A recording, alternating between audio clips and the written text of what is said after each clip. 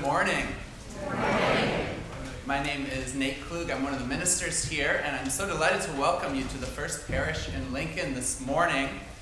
For 275 years and counting, we have been a home to seekers of different stripes, and we're excited that you're with us on this Sunday morning as we continue on our journey of building community, nurturing spirituality, and pursuing justice. Today is a special Sunday. We're wrapping up our worship series on living the questions. Each Sunday back in February, we were guided by a different big question. Why is life so unjust? How can I make a difference? What is faith? And today, as the culmination of our series, we welcome Greg Epstein to our pulpit. Greg is the New York Times bestselling author of Good Without God. He serves as the humanist chaplain at MIT and Harvard. He's also a rabbi ordained through the International Institute for Secular Humanistic Judaism. Later on in our service, Greg will preach our sermon and then lead a forum after coffee hour at 11:30. You'll get a taste for what Greg is going to talk about with our first reading, which quotes from his new book, Tech Agnostic. But for now, please join with me in giving Greg a warm welcome to the First Parish in Lincoln.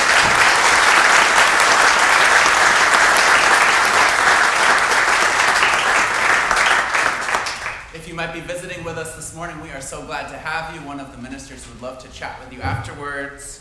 And let's give a big hello to everyone with us virtually this morning online. Speaking of our virtual community, some of you might have seen in our newsletter, we're starting a new small group for folks who participate online. That's going to be led by our wonderful Cynthia Lietman. And Cynthia, if you happen to be with us right now, if you would just enter your email into the general chat, then folks who are online might be able to contact you if they're interested in this new small group.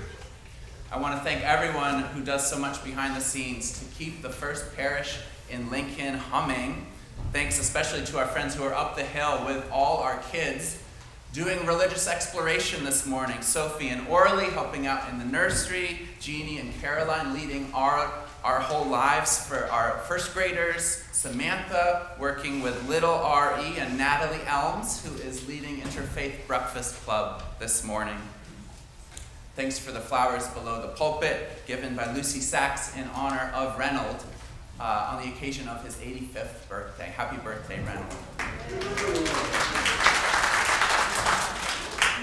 Friends, here at the First Parish, we are carrying on the traditions of our Unitarian, Universalist, and Congregational heritage, but more than that, we are seeking. We are on the lookout this morning for the new light and the fresh spiritual truth that is ready to break forth. Which means that whoever you are, wherever you happen to be on your journey, whatever your sexuality or your gender identity, you are welcome here because of you.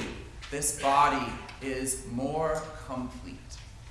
And we hope that there's something in our music and our words and our silence this morning that gives you strength and encouragement to go on in your journey. I'd invite us now to rise as we're willing and able as we join together in our opening words adapted this morning from the poet Walt Whitman.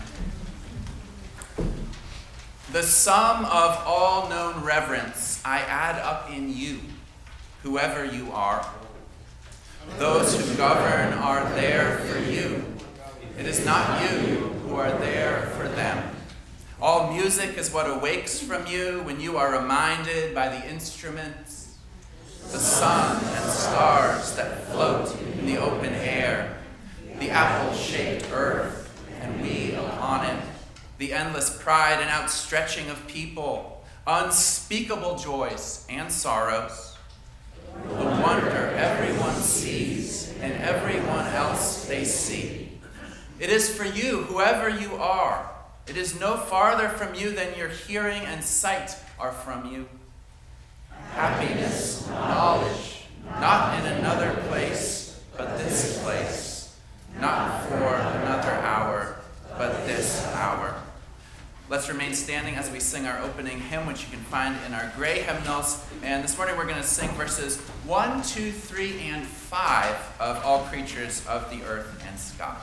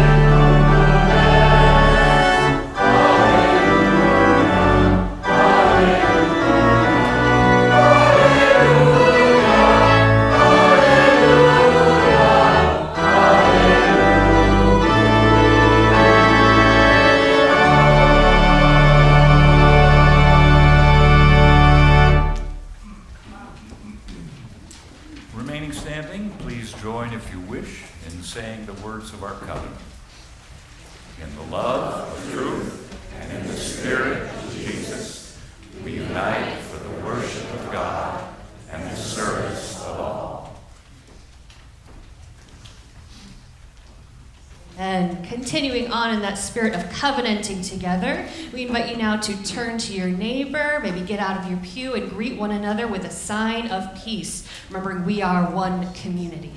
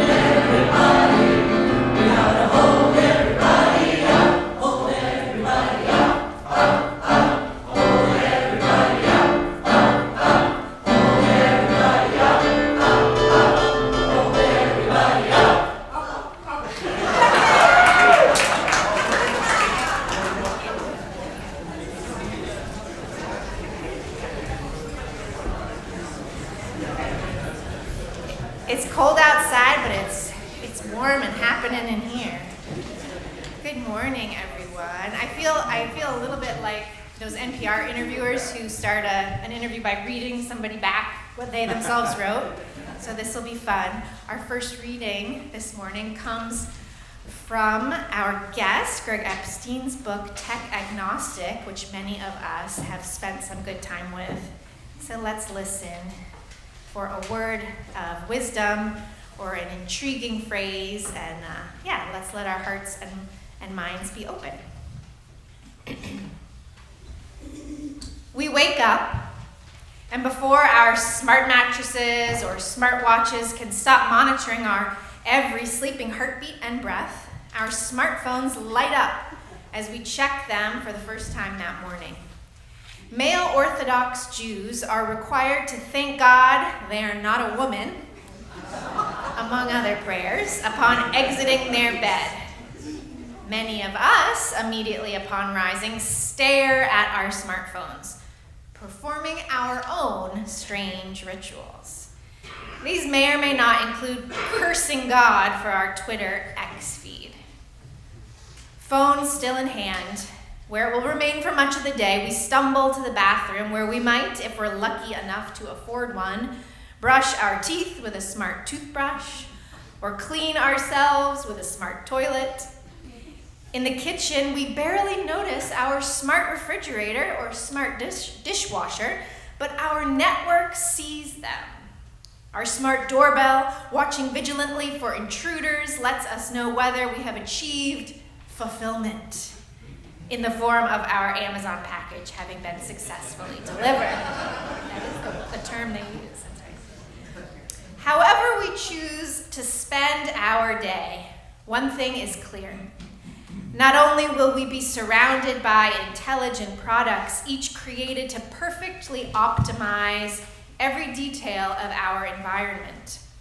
Ultimately, we are the product that must be optimized, less for our own benefit than for the glory of technology itself. As such, our daily existence will be tracked constantly by 1,000 cookies we have accepted, so that they might follow our movements, our moods, and our purchasing power. Today, technology is the water in which we swim. Whether or not we notice, we are fish. Tech provides contemporary Western lives so polarized and divided in countless ways with a universal organizing principle, a common story by which we tell ourselves who we are. It offers myriad rights, capturing our attention and transforming our consciousness, connecting us with a community of people who spend their days, weeks, years, and indeed their entire lives engaging in the same repetitive behaviors with the same fervent intensity. Naturally, we all hope our devotion to this communion of fellow travelers bears fruit. Surely tech will lead to a better future, even a kind of paradise. But the truth is that many of us fear, more than we'd like to admit, that this may all be heading to a deeply dark place. In other words, technology has become religion. Thank you, Greg.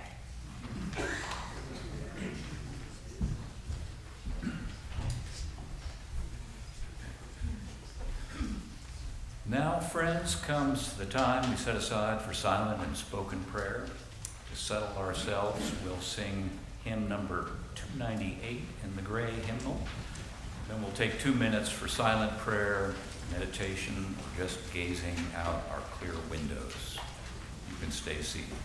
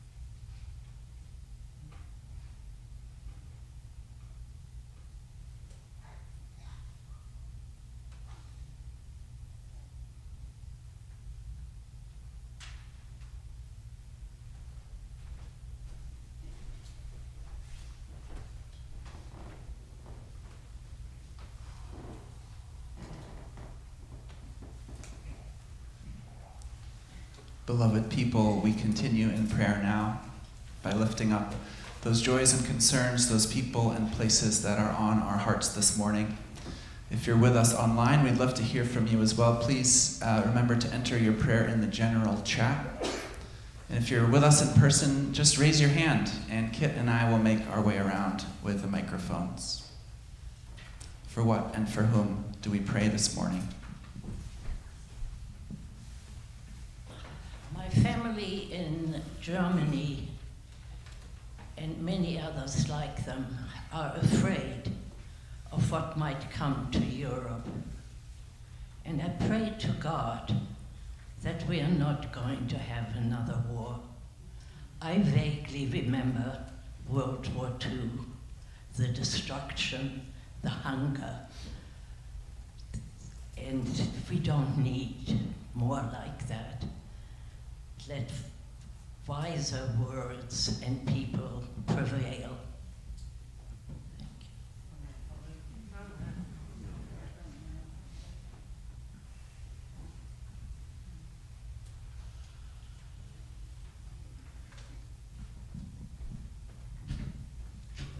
you. I'd like to say a prayer for my sister-in-law who has just been diagnosed with late-stage pancreatic cancer.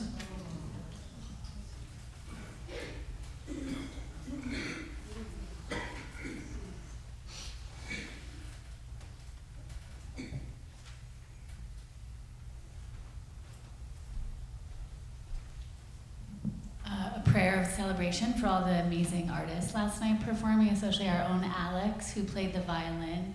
It was incredible.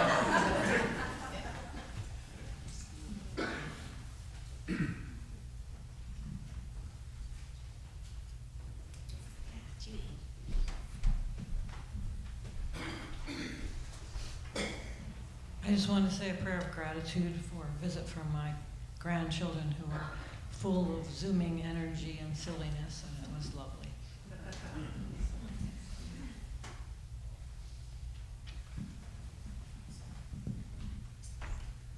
I would like to pray for President Zelensky and Ukraine.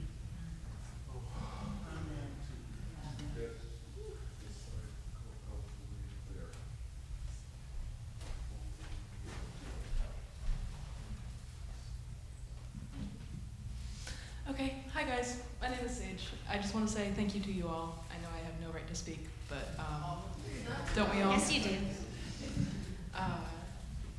We're all united, you know what I mean? It's all, I don't mean to go preaching in church, but yeah, I'll cut that short. Thank you.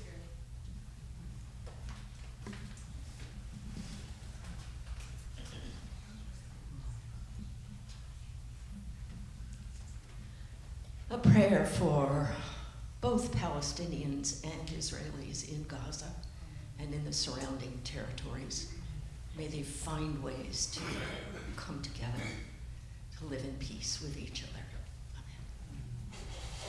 Amen.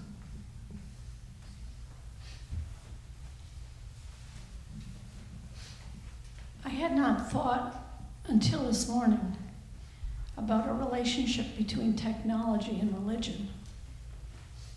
And it occurs to me that technology can bring us together, or it can divide us.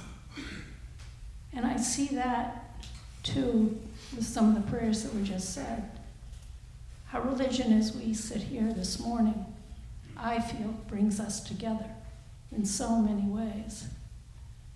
But religions can divide.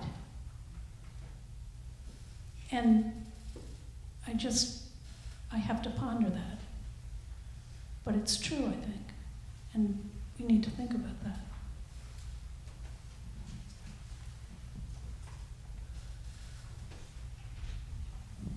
We'd like to say a prayer of thanksgiving for the miracle of life that is Beckham, who celebrated his 7th birthday yesterday. Happy birthday to Beckham, and a joyous birthday that we wanted to share with permission for perhaps the newest FPLer, little Finn Malkov, born to Heather and Dennis on Friday, I think. So joy to Heather and Dennis and Finn's brothers, Charlie and Cole. We will keep them in their prayers, in our prayers.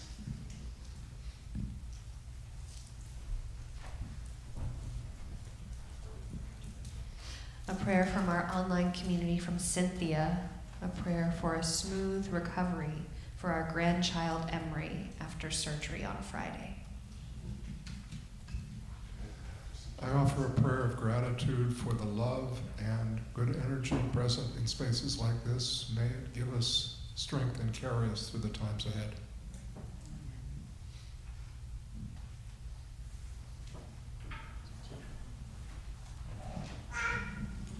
I'd like to give a prayer of compassion to our former minister, Roger Payne, whose cancer has returned and is presently in treatment.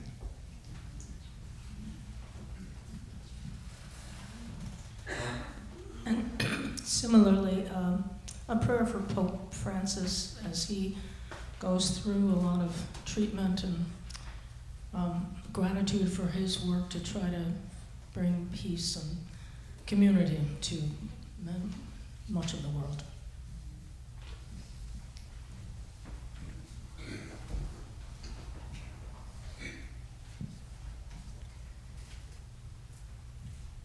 Holy Presence, mystery beyond all names, we thank you for this gathered body where each and every voice is valued and worthy and makes us more beautiful. Thank you for all the prayers shared here in this sacred space. And thank you for the silence that is bottomless, the sighs too deep for words, the groans of our hearts and of the world. Be with us as we navigate these days, one step, one breath, one day at a time together. Amen.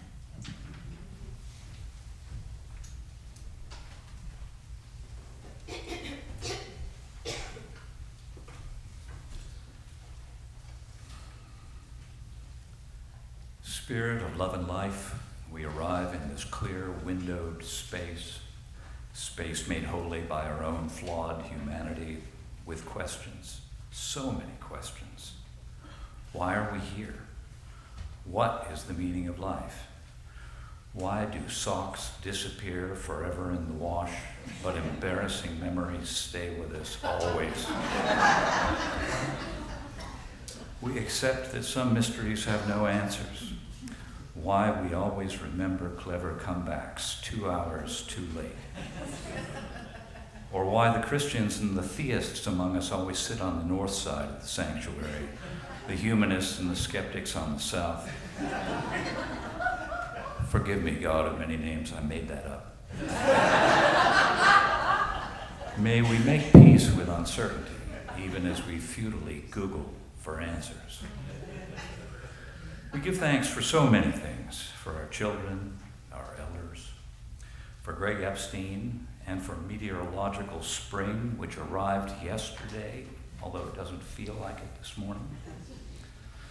We also have needs.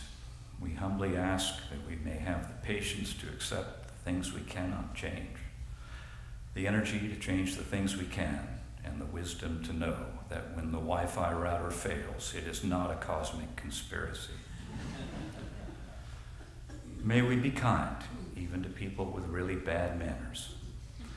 May we seek knowledge, even when the truth is truly frightening. May we embrace the unknown with curiosity, greet chaos with humor, and savor this long, strange trip together. And finally, may we walk forward not in fear, not necessarily knowing where the path will lead, but trusting that love will light the way. May compassion be our compass, joy our strength, and peace our purpose, now and always. Amen. Now, if you'd like, please join in the unison prayer that appears in your order of service. You are my shepherd, I shall not want. You cradle me in green pastures. You lead me beside still waters. You restore my soul. You guide me in paths of righteousness, for you are righteous. Though I walk through the valley of the shadow of death, I fear no evil, for you are with me. Your rod and your staff comfort me. You spread a table before me in the presence of my enemies. You soothe my head with oil. My cup runs over. Surely goodness and mercy will follow me all the days of my life, and I will dwell in your house forever.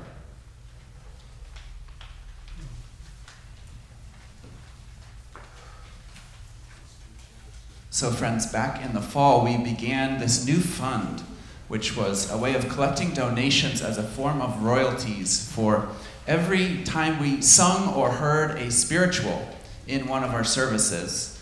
And we decided that every collection that we took for this fund would go this year to benefit this amazing school, which is devoted to Black musical education. It's called the Hamilton Garrett School. And I'm so excited that now we're at the second time in our church year where the entirety of our plate offering this morning will go to this spiritual royalties fund. Before we collect our offering, I hope you would join me in our introductory pledge, which you can find in our bulletin. Let's say together, we at First Parish in Lincoln acknowledge the history and significance of the African American spirituals, traditionally called Negro spirituals, sung throughout the year in our worship services. With respect and deep gratitude for the extraordinary musical contributions made to American music by Black people, we offer our thanks for the creators of these spirituals and their descendants. We agree that each time we sing the spiritual songs of enslaved Black people in our worship together as hymns or anthem arrangements, we will sing and hear them with open hearts, honoring the unnamed musicians who created them, and we will pay royalties to organizations promoting the advancement of Black artists and musicians in America. We understand that the debt owed to Black musicians and artists can never be fully repaid. Through our words, our gifts, and our actions, we will forever strive to do what we can to end systemic racism in America. Will the ushers come forward now? And I would invite you to join with me in giving generously.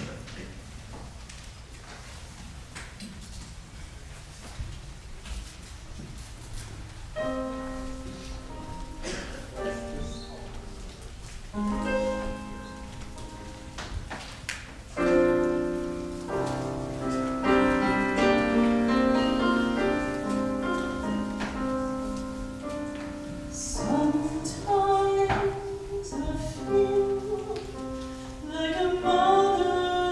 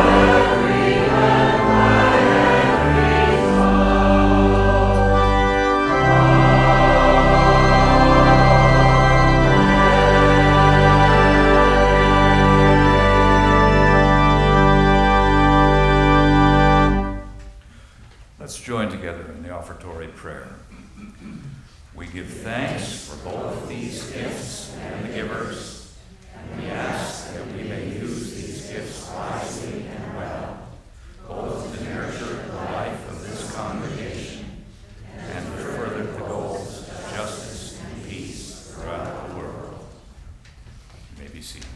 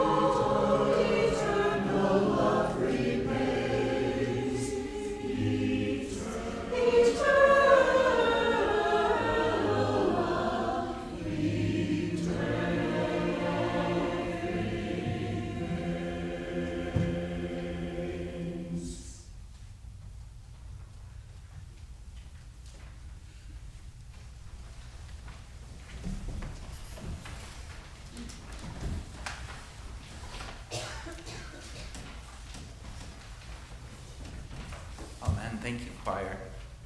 So we're about to hear from Greg, but first our second reading, which comes from the prophet Isaiah in the Hebrew Bible. Do not remember the former things, or consider the things of old. I am about to do a new thing. Now it springs forth. Do you not perceive it? I will make a way in the wilderness and rivers in the desert.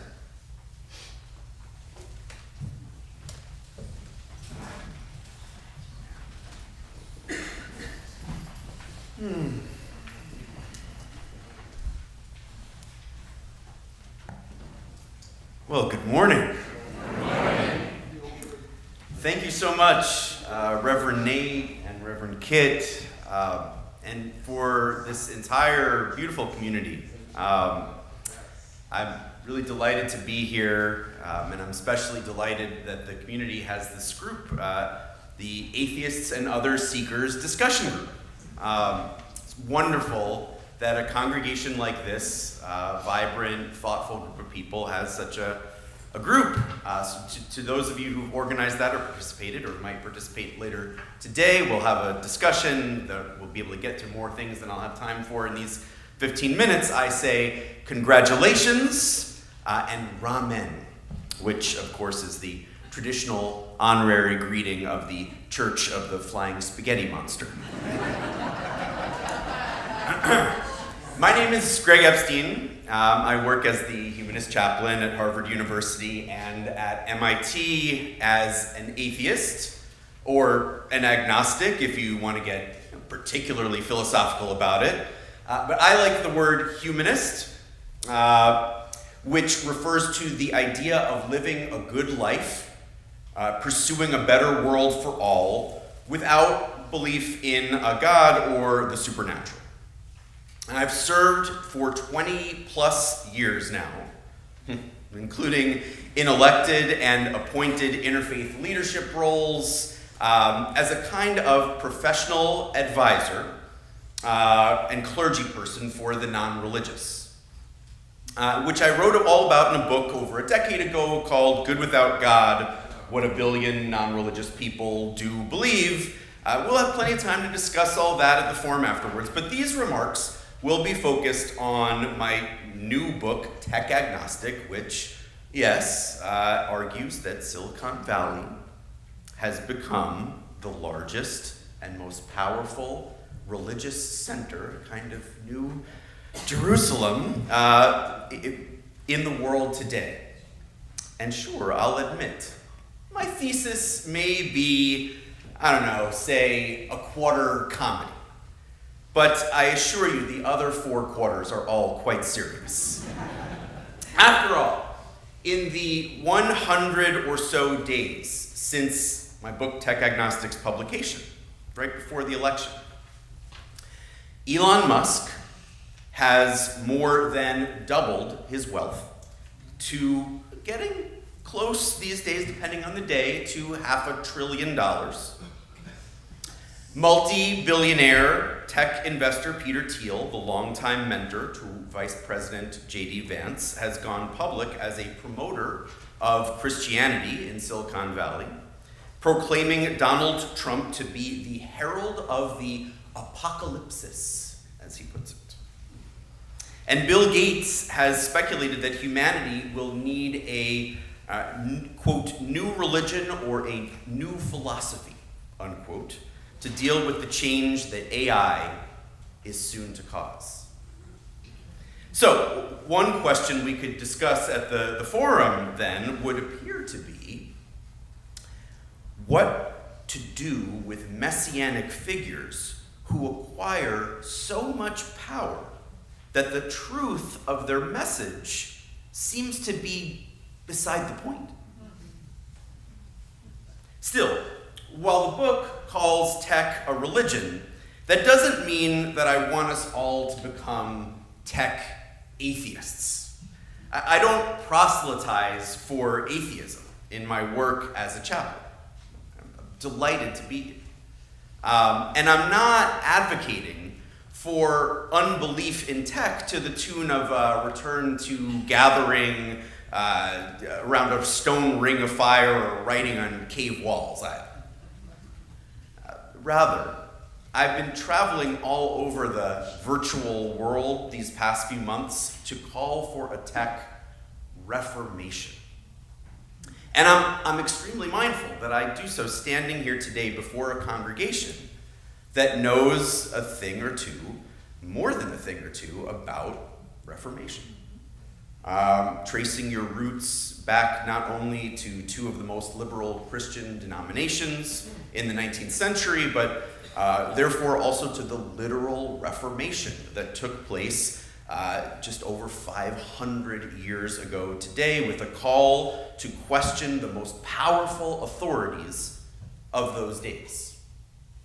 Now, I identify with that kind of questioning spirit, and so much so that it gives me pleasure every time my kids refuse to accept what I tell them about their bedtimes.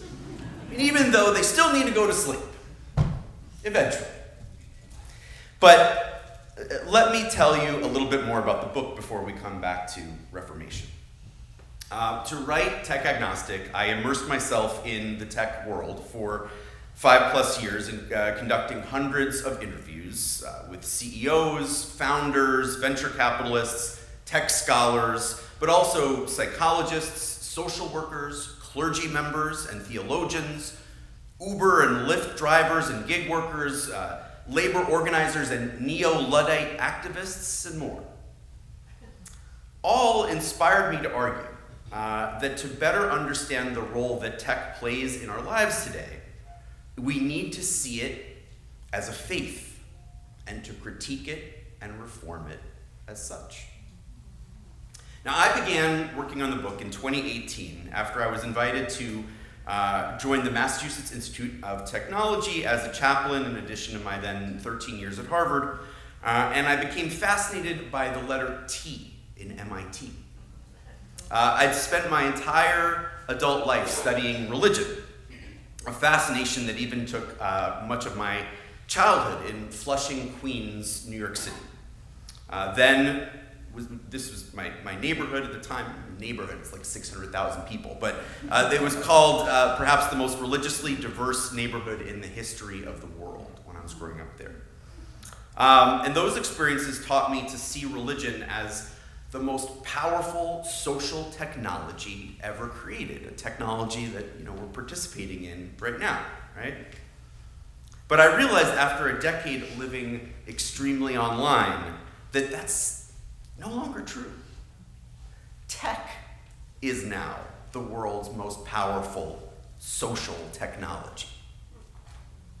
Tech has come to play a role in our lives that's far beyond any industry. It has come to look more like a religion. In fact, if you compare the mythological kingdom of Silicon Valley, right, which is a thing, but it's not a real place, it's a myth, right, to the size and scope of other world religions today, it would now have to be the biggest. Think about it. We tend to say that tech is an industry.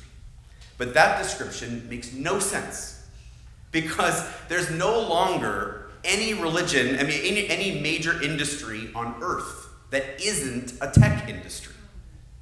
Because if a new religion of the traditional kind had emerged and acquired billions of devotees and dollars within our lifetimes, the way that our current fervor for AI and social media, surveillance capitalism, and all things digital have. If everyone you knew suddenly started praying or worshiping to a traditional altar as often or as fervently as we genuflect before our stained glass black mirrors, at least 150 times a day on average, I left mine in the robing room. It feels so good not to have it on me. We would and should ask ourselves all the time whether that new creed had taken on undue influence over our lives and communities. But that's not all. While big tech has become a basic feature of our everyday lives, it has come to be dominated by some extremely weird ideas. And many of those ideas are weirdly theological. Like Way of the Future, a religion founded by Anthony Lewandowski, a former Google and Uber AI engineer who made hundreds of millions before being convicted for IP theft against Google, avoiding jail when Donald Trump pardoned him. But I digress. Lewandowski, upon filing paperwork to officially found a new church, told the IRS that his faith focused on, quote, the realization, acceptance, and worship of a Godhead based on artificial intelligence developed through computer hardware and software, unquote. He believes humans are creating something that for all practical purposes is soon to be a God. A God that, like the jealous one in the Bible, will be angry to find that we didn't start worshiping it sooner. And I wish my book research hadn't turned up literally countless similar examples. Like the singularity, the supposedly fast approaching moment when tech allows us to overcome death, making human life meaningful, says Ray Kurzweil, the AI legend who helped pioneer Google's Gemini. I was told on good authority that he did it to resurrect his dead father, by the way. Which implies contradicting thousands of years of secular and religious philosophy that life hasn't been meaningful up until now. And perhaps the key insight I want you to keep in mind about all of this is that if we were thinking about a new traditional religion dominated by strange ideas, then we, and when I say we, I'm guest here, honored to be, I refer to thinking, liberal or moderate, or perhaps more to the point, reformed Christians, Jews, Muslims, Hindus, Buddhists, humanists, atheists, agnostics, and others. And we would all know to question, what's the agenda behind such strange theology? Who stands to benefit most from it? Is it the everyday people in the pews or the billionaires behind the scenes?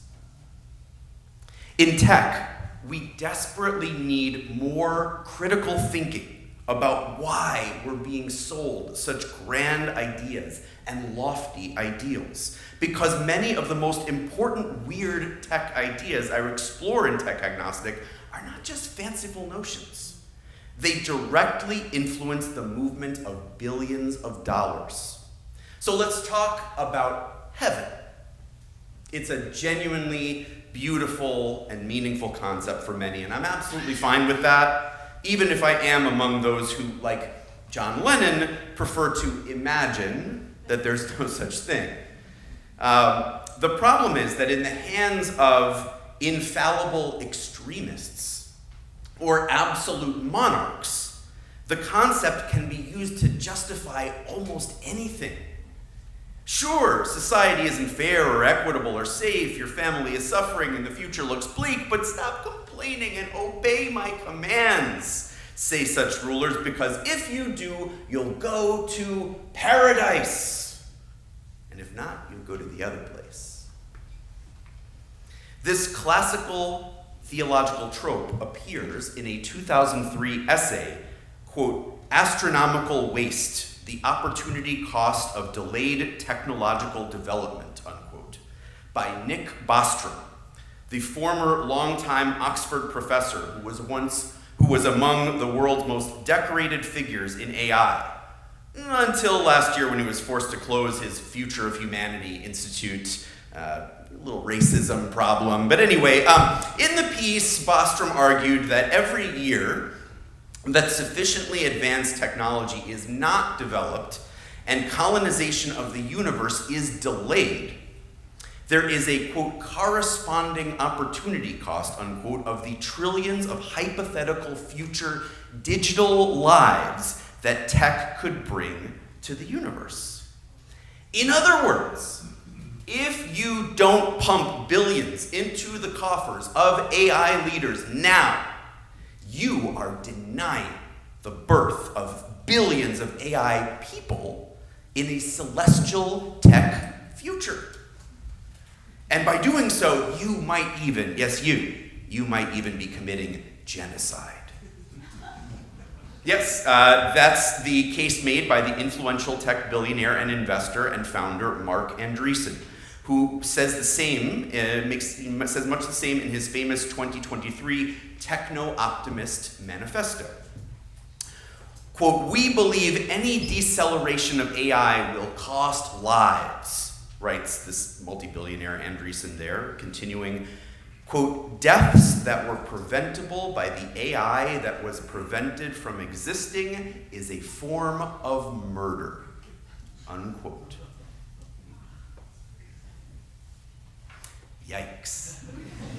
Facing a claim like that, you see, it's harder to raise more earthly concerns, like AI's huge carbon footprint amid global climate crisis, or AI disinformation harming democracy, etc. And that's precisely the point and the agenda behind big beliefs like tech heaven. Now, of course, we shouldn't reject all technology. We don't even need to be complete minimalists about tech. That's not what I'm arguing. What we need is a renaissance of agnosticism, a reformation of tech. Now, I detail exactly what I mean by that in the last 100 or so pages of the book, and if you and I can agree on anything, we can agree that I don't have time to get into that right now. But I just want you to know that ultimately it is the spirit in which your congregation and congregations like it are formed that we need now to fight back against the dogmatic excesses in today's tech. We need to continue using technology to heal the sick, to enlighten the people, and even to connect with one another when we would be truly isolated without it. There's certain cases in which that might be true. But we need to learn how to do all of that in a more rational way, in a more human way, a more loving way. As you've done with so many of the most troubling doctrines in the history of your faith tradition. You have so much to offer in this struggle. Let's join together and undertake it. And I'll close with the words of Reverend Tracy Blackman, a minister and national leader in the United Church of Christ, who said in a reflection on the 500th anniversary of the Reformation, quote, "We, like all communities that become institutionalized, may not always adapt to our changing context. Perhaps there are ways of being, ways of serving, ways of discipleship that need reforming. We must be willing to reform the institution, yet we must also be willing to consider that reformation is also a call to reform ourselves. We are the church. We are that living organism. Today is always a good day for reformation." Unquote. Amen.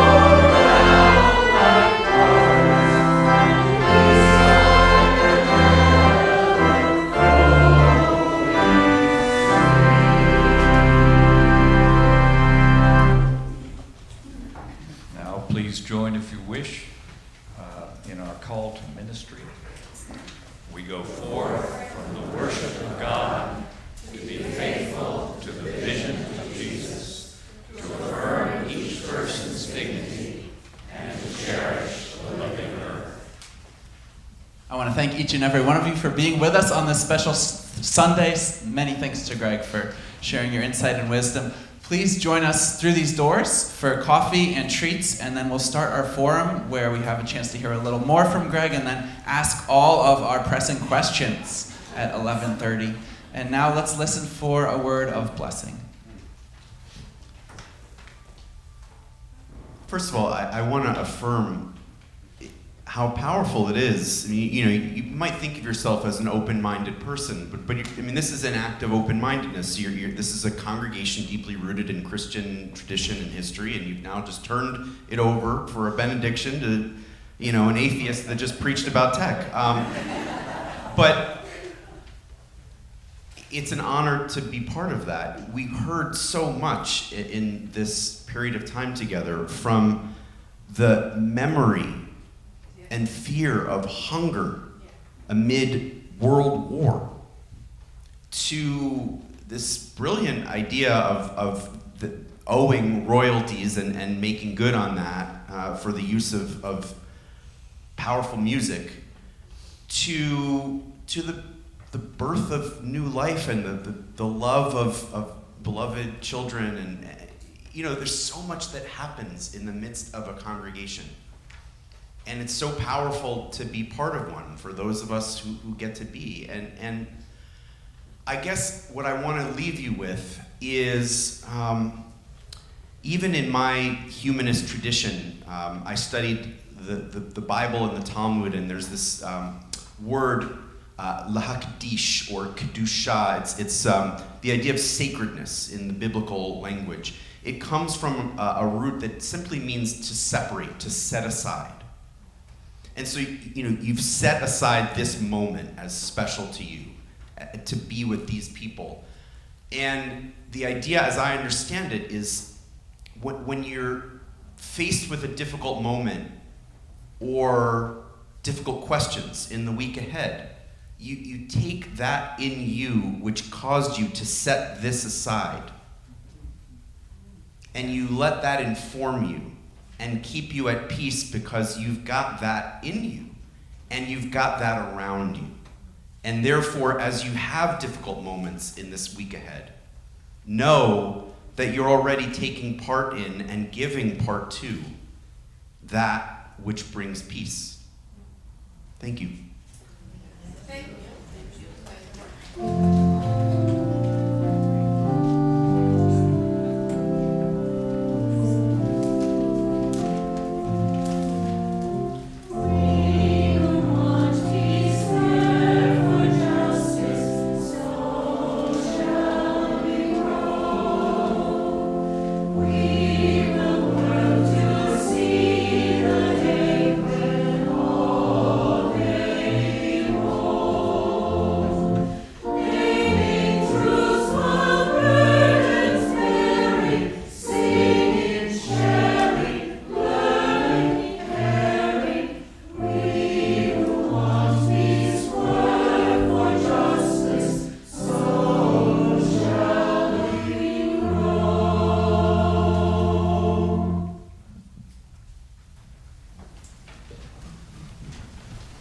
So we may be seated one more time as we move into a few minutes of announcements. Well, hello again. This Wednesday, I invite you to come back here to this place for our Ash Wednesday service. Ash Wednesday is this ancient sacred day where we remember our humanity, our mortality, and the fact that we are connected with one another in this journey of human life and death, and connecting with what matters most in the midst of that remembrance. So we hope that you'll be here for an evening of ritual and readings and reflection. And as we begin our Lenten season, we also have our traditional Lenten booklet available. Many of you have submitted writings for that, so we are grateful to you for those submissions. Lenten booklets are out in the mail if you're on our mailing list, and if you're not on our mailing list, we have some copies back in the narthex and over in the hallway over towards the Stearns room, so we hope that you'll pick one up if you have not received one of those.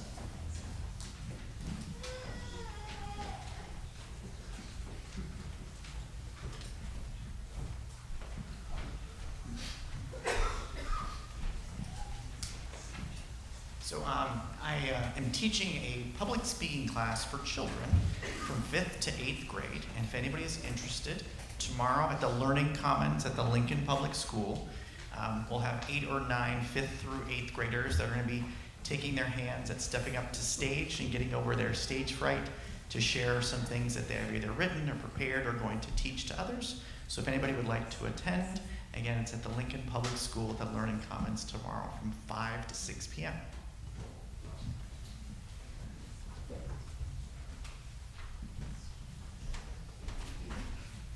If you're one of the 55 or so new members who've joined us in the last 3 years, or you're on the brink of maybe joining the congregation this spring, or you're kind of on the fence and you're not really a joiner, but you're interested in the power of being in community, whatever it is, or maybe you've been around for generations and you're just thinking about how to kind of demystify some of how church works and makes decisions, or you just want to hop on for some Zoom fun. I'll be on Zoom tomorrow at 7:30, and we'll be talking about exciting things like church governance and what are all these committees we have, and how do we make decisions, and we'll just kind of reflect a little bit together about what it means to be deeply rooted in local community in these wild times. So hope to see you there.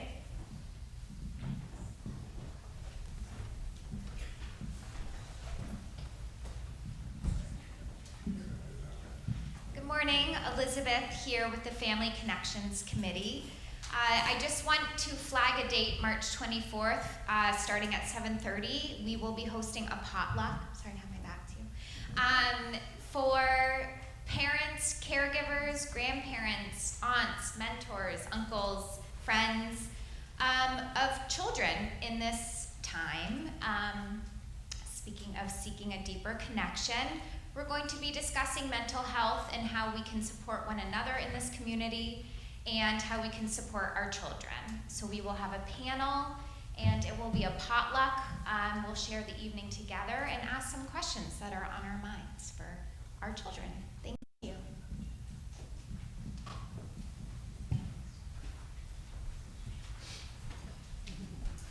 Just while you're marking your calendars with all these wonderful things to do coming, March 16th, we're going to have our Sip Talk Learn again, and it will be a combination of love stories that were snowed out in February and an open topic. So it'll be a full day of stories on the afternoon of March 16th from 4 to 5:30 in the Stearns Room. So hope to see you all there.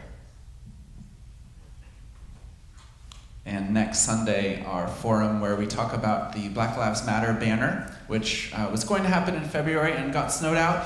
It will finally happen next Sunday, spirit willing. So join us for that at 11:30. Anything else? May we go in peace.